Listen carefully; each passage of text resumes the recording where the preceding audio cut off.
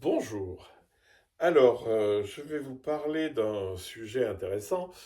C'est que la spiritualité, celle dont je vous parle tout le temps, c'est une spiritualité à basse empreinte carbone.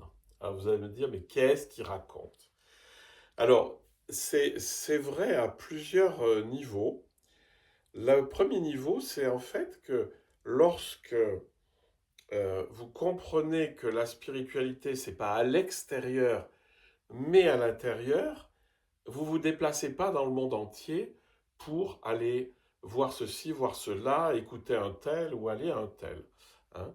Donc, c'est que le, le vrai chemin, c'est un chemin d'intériorité, c'est pas un chemin extérieur où on va chercher à l'extérieur quelque chose.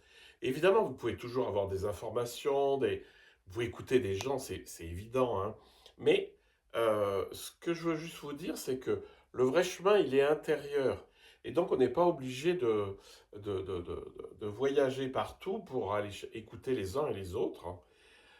Et c'est pour ça. La deuxième raison pour laquelle la spiritualité dont je vous parle, c'est une spiritualité à basse empreinte carbone, c'est en fait parce que lorsque vous êtes dans cette grande ouverture bienveillante, hein, parce que c'est les deux aspects de la spiritualité, c'est le grand accueil et le grand amour, la grande bienveillance, la grande compassion.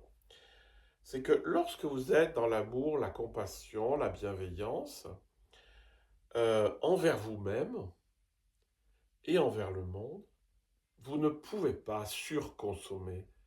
Vous ne pouvez pas être toujours dans une espèce de fuite en avant de la consommation. Vous ne pouvez pas être dans l'exploitation du monde. Hein. Vous ne pouvez pas être ah ben tiens, je vais faire ci, je vais faire ça, je vais couper ci, je vais couper ça, je vais aller creuser ici pour lancer du pétrole et tout et tout. Ça a très peu de sens. Il faut faire ce dont on a besoin pour vivre et pour vivre bien, mais au-delà, c'est de l'avidité, purement de l'avidité.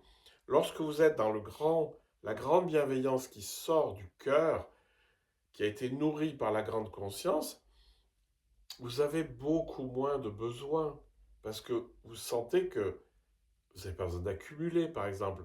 Alors, il faut avoir ce dont on a besoin pour se mettre en sécurité, tout ce que vous voulez.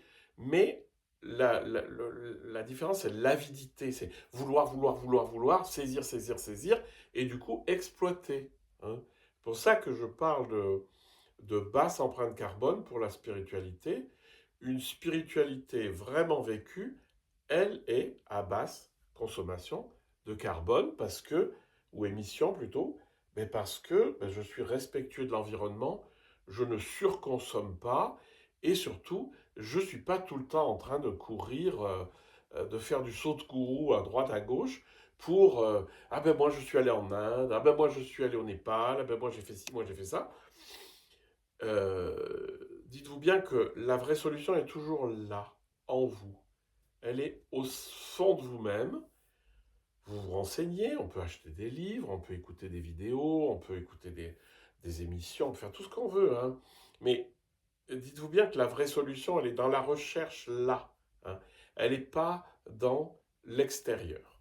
Voilà, donc c'était sur la spiritualité à basse empreinte carbone. Merci Jean-François.